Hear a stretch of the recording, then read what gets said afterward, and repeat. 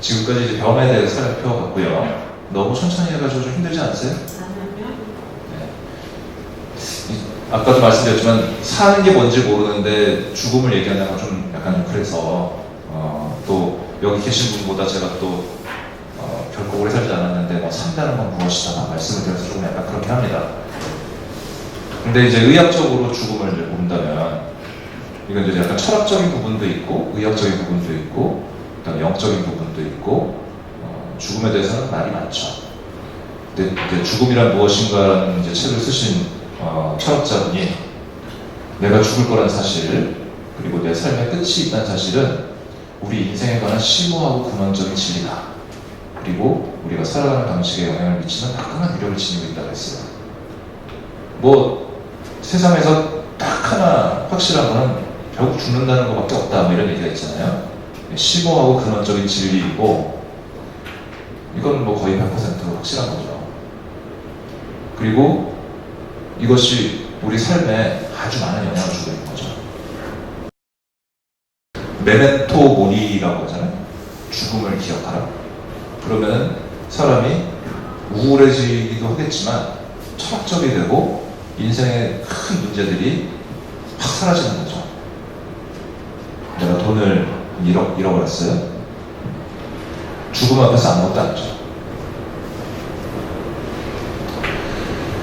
이분이 계속 했던 얘기가 뭐냐면 삶이라는 것은 죽음이 있기 때문에 비로소 완성되는 인간의 가장 위대한 목적이라고 했어요. 빛이 밝은 이유는 어두움이 어둡기 때문이겠죠. 또는 어두움이 어두운 이유는 빛이 없기 때문이겠죠. 그래서 어두움으로 인해서 빛이 더 밝게 보이는 거죠. 그래서 이 죽음의 본질을 이해하면 우리 인생이 더 가치 있을 수 있겠다 이렇게 얘기를 했어요. 의학적으로는 심폐사, 심장과 호흡이 멈추면 사망이에요. 그래서 우리가 이제 세 가지 징후를 보고 사망을 확인합니다. 옛날에 뭐 드라마 같은 거 보면 이렇게 청진기 대보고 입에다가 이렇게 손 대보고 눈을 이렇게 한번 들여다보잖아요. 더 정확하게 하려면 이제 라이트를 들고서 이제 대광 반사가 있는지 불을 비치면 이제 그 조리개가 딱 좁아지는 걸 확인해야 되는데 그 세 가지가 다 반응이 없으면 사망입니다. 의학적으로. 근데 요즘에 장기 이식을 많이 하잖아요. 장기 이식을 하는데 심장이 뛰고 있어야 장기가 싱싱할 거 아니에요. 근데 심장이 뛰고 있으면 죽은 거예요, 산 거예요? 살아있는 건데 그러면 장기 이식을 하는 사람들은 다 의사가 살인자냐. 그래서 장기 이식 대상자들은 뇌사 환자를 대상한 거죠. 뇌사라는 개념이 65년도에 처음 나오기 시작했어요. 그리고 우리나라에서는 이제 90 몇 년도에 장기 이식에 대한 어떤 요구가 커지니까 국민들이 성원을 하고 의사들도 이것은 회복 가능성이 없는 것이기 때문에 죽음으로 인정해달라 해가지고 결국은 인정을 했죠. 근데 법원에서 거기다 도장을 찍기가 너무 힘들잖아요. 잘 모르니까. 그러니까 서울대 의사들이 그냥 해버렸어요. 근데 사망은 심폐사인 상태에서 뇌사 환자를 장기 이식을 해버려서 그냥 그렇게 됐어요. 그때는 의사들이 권위가 있던 시절이라 법원에서 그건 아니야 그래도 무슨 소리야 네가 뭘 하라고 그러면 이제 넘어가던 시절이고 요즘은 절대 그럴 수가 없죠. 요즘엔 이제 나라님이 무서우니까.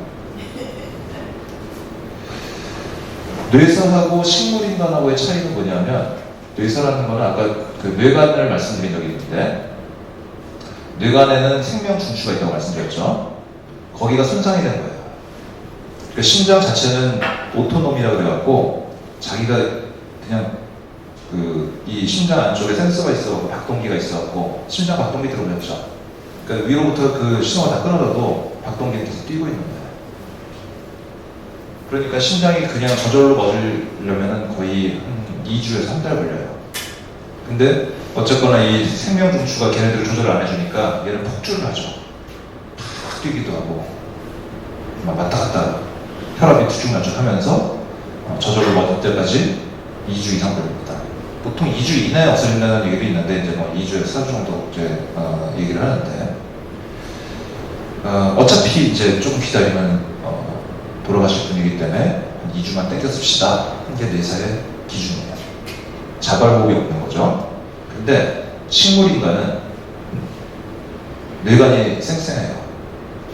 아까 제가 말씀드렸잖아요. 그 사회적인 뇌가 있고 본능적인 뇌가 있고 그다음에 그 생명의 뇌가 있는데 생명의 뇌가 살아있는 거예요.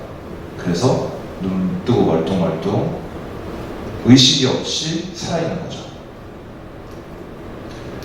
최소 의식 상태라는 거는 의식이 희미하지만 이 정도까지 가는 건데 꼼짝 못하고 있는 거, 그거랑 약간 구별이 어렵죠.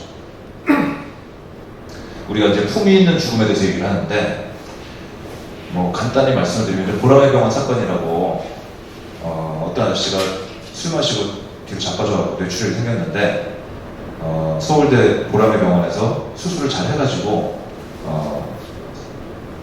피를 다 뺐어요.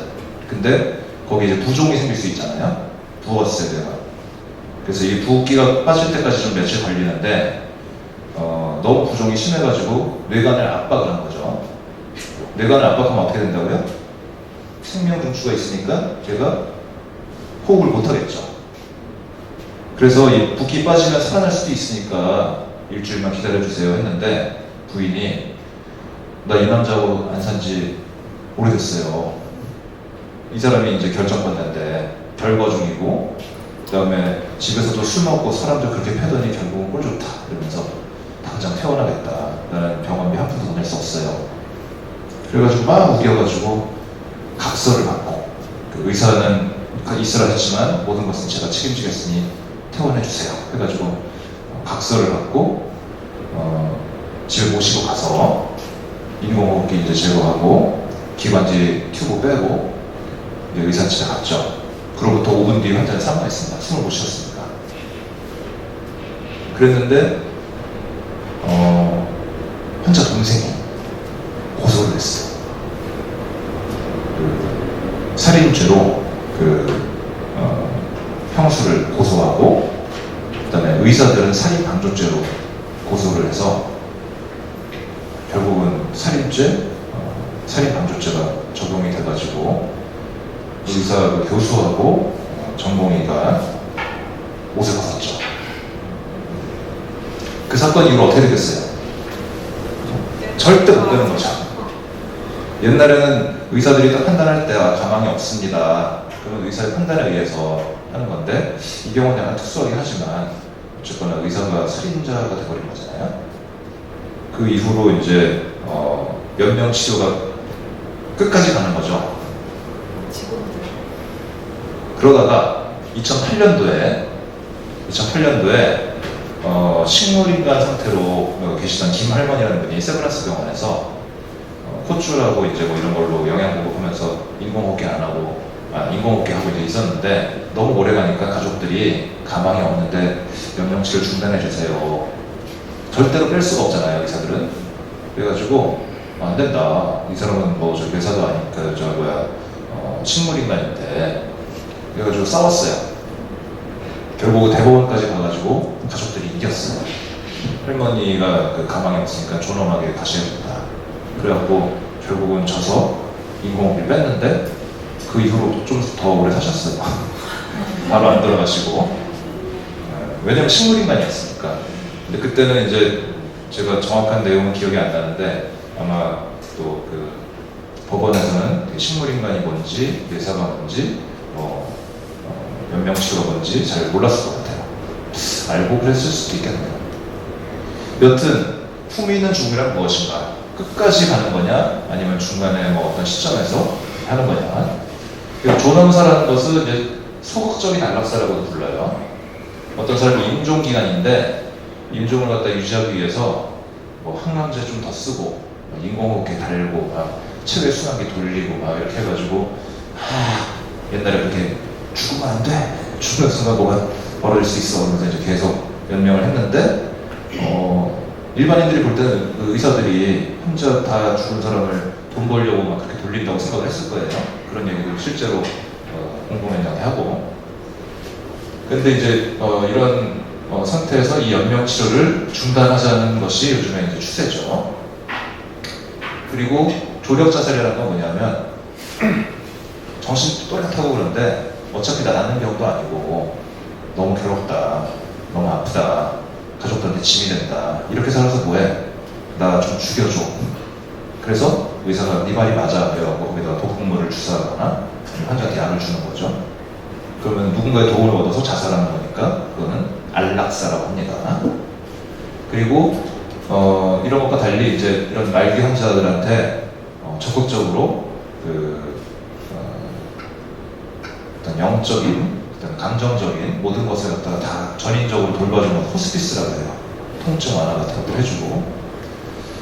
우리가 연명치료라는 거는 이제 호전 힘든 사람들한테 생존 기간을 연장하기 위해서 하는 치료들인데, 이런 심폐소생술, 인공호흡기, 혈액투석, 항암제, 뭐 체외 혈액순환장치, 폐순환장치, 뭐 수혈, 승합제 이런 것들 이용해가지고 환자를 억지로 살리는 거죠. 근데 거기에다가 이제 통증을 완화를 위한 보존적 치료나 영양, 수분 공급, 산소 공급, 숨을 못 쉬거나 굶어 죽거나 아파 죽게는 하지 말자. 그래서 이렇게 치료하는 것을 연명치료라고 합니다. 그건 임종 과정 중에 있는 것을 얘기하는 거예요. 어차피 돌아가시는데 언제 돌아가실지 모르는 거. 지금 현재는 여기까지 안 하는 걸로 돼 있고, 연명치료를 중단할 때 이걸 안 하고도 버티시면 이런 것들을 하게 돼 있는 거죠. 그래서 19세 이상의 사람은 누구나 자기가 사전 연명 의료 의향서를 작성을 할 수가 있어요. 이제 나라에서 인정한 병원에서 가서 그 설명을 듣고 여기다 사인을 하면은 나는 내가 의식이 없거나 힘들 때 연명치료 안 하겠어요 할 수 있는 거예요. 식물인간은 그럼 어떻게 해? 식물인간한테는 이런 것들 주면 오래 생존을 할 수 있는데, 이런 어떤 생존의 필수적인 수분과 영양 공급을 중지해서 안락사를 하는 것이 옳다고 생각하시나요? 아니면 한번 손들어 볼까요? 자, 식물인간은 안락사가 옳다. 한 분, 옳지 않다. 다시. 어려워요. 네. 어려워요. 네, 어렵다. 어렵다 손들어 보세요. 그러면 어려운 분들은 제가 시키는 대로 하시는 거예요? 그건 좀 아니잖아. 다시.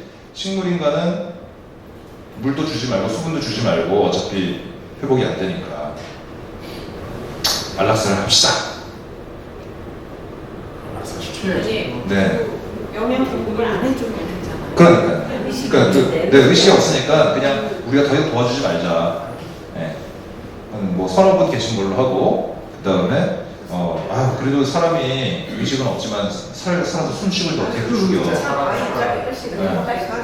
네, 한번 손 들어보세요.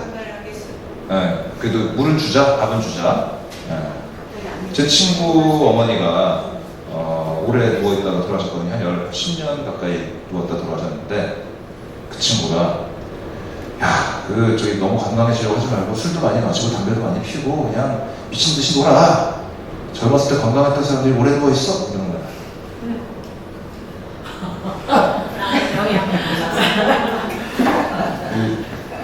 이제 장례식장에서 이렇게 웃으면서 얘기하더라고요. 그러니까 그 어머니가 편하게 가셨거든요.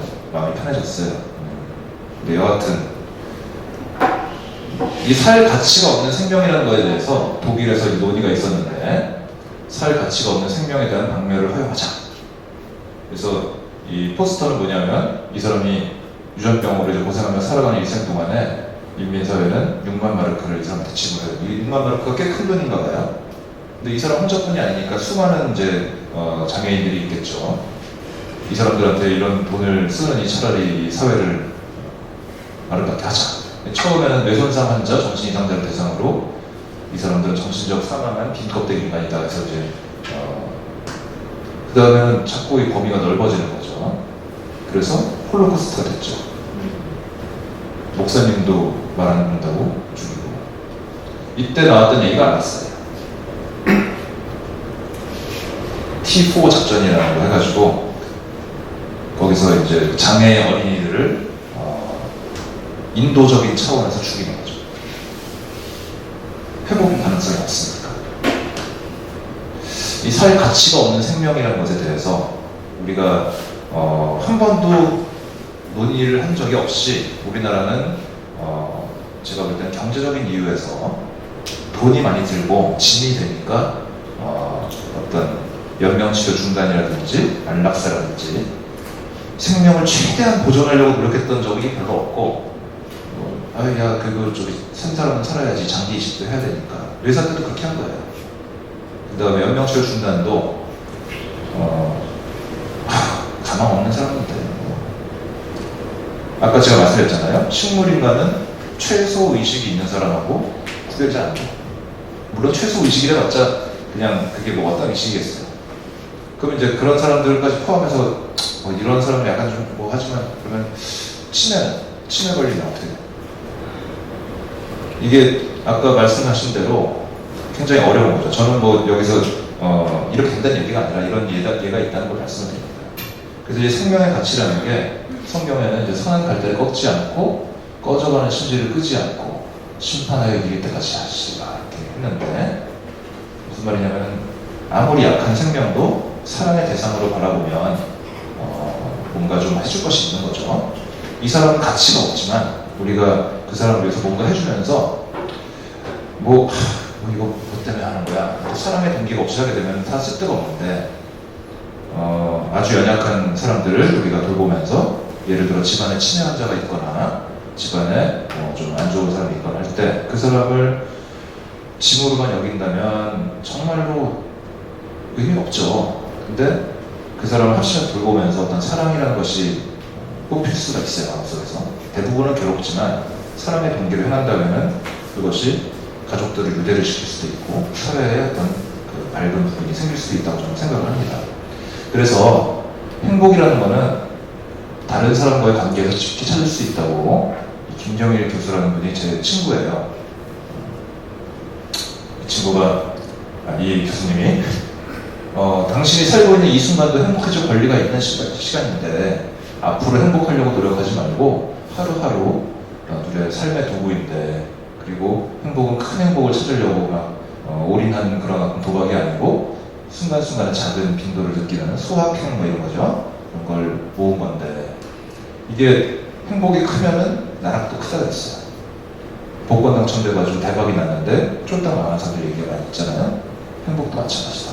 그래서 이 사람의 행복의 비결은 이타성인데 나한테만 올인하는 것이 아니라 다른 사람을 향해서 추구하는 어떤 이타성, 그것이 행복의 필수 불가결한 것이고 우리가 아까 처음에 생이 고통인 이유는 걱정, 근심인데 이것이 사랑이라는 게 뭐 대단한 뭐 무슨 열정 이런 게 아니고 다른 사람과의 관계에서 돕고자 하는 마음, 그것이 이제 사랑이 되겠습니다. 살며 사랑하며 배우며라는 이제 책에서 저스카들리아 옛날에 집집마다 한 번씩 다 있었는데 아무도 읽지 않고 꽂아놓았다. 5번 읽었어. 아 정말요? 그러면 여기 얘기 아시죠? 그러니까 사람들이 보는 것, 내가 보는 것도 그렇고 남들이 보는 것도 그렇고 사진을 봐도 그렇고 목소리가 자기가 녹음했을 때 좀 이상하잖아요.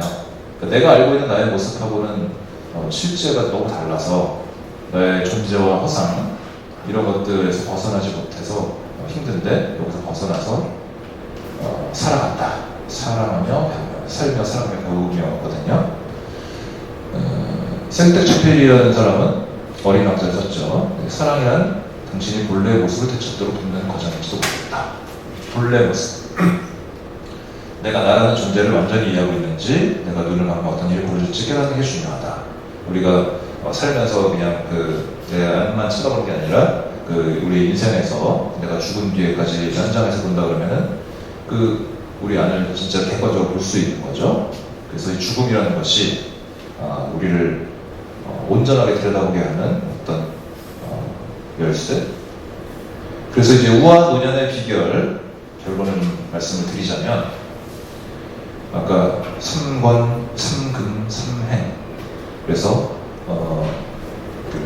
치매 예방법 말씀을 드렸죠. 그 다음에 제가 아까 3번 불러드렸던 게 뭐죠? 진인사 대천명고. 잘하셨어요. 진인사 대천명고 하셨던 거 한번 손 들어주세요. 진인사 좋습니다. 저기 제일 젊은 분이 그 내용을 좀 설명해 주시겠어요? 심각하게 운동하는 네. 네. 네. 진인사 대천명고. 이 내용은 기억 안 나고 다 친인사대 청년부 한 다음에 나는 다 했어. 이거 사진 찍으셔도 되는데 이왕이면 저랑 같이 좀 찍어주세요. 제가 만든 건 아닌데 이게 치매 학회에서 만든 거고.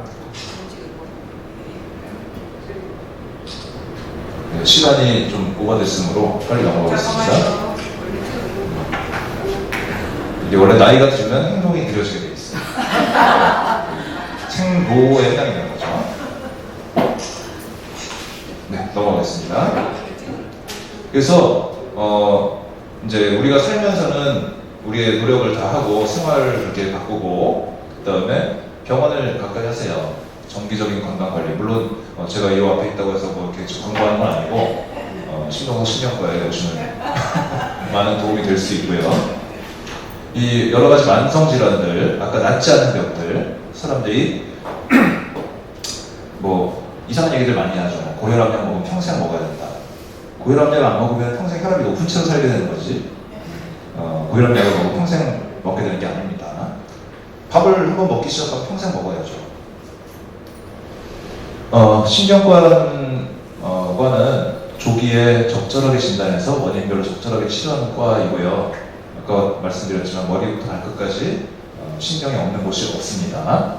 거기서 신경계는 사소한 손상도 큰 증상을 일으킬 수 있고 큰 손상도 증상이 없을 수 있기 때문에 그리고 또 신경계는 한번 손상이 되면 재생이 잘 안 되기 때문에 적절하게 진단해 적절한 치료를 하는 것이 매우 중요한데 신경과가 뭐 하는 데인지 잘 모르시면 어딘가 불편한 거 와보세요. 뭔가 있을 수 있습니다. 저희는 이제 머리부터 발끝까지 많은 검사를 다 할 수 있는 장비가 있고 그다음에 이런 검사 장비를 무조건 하는 게 아니고 제가 진찰을 해서 적절하게 사용하고 있습니다. 오늘의 결론은 살며 사랑하며 배우며입니다. 감사합니다.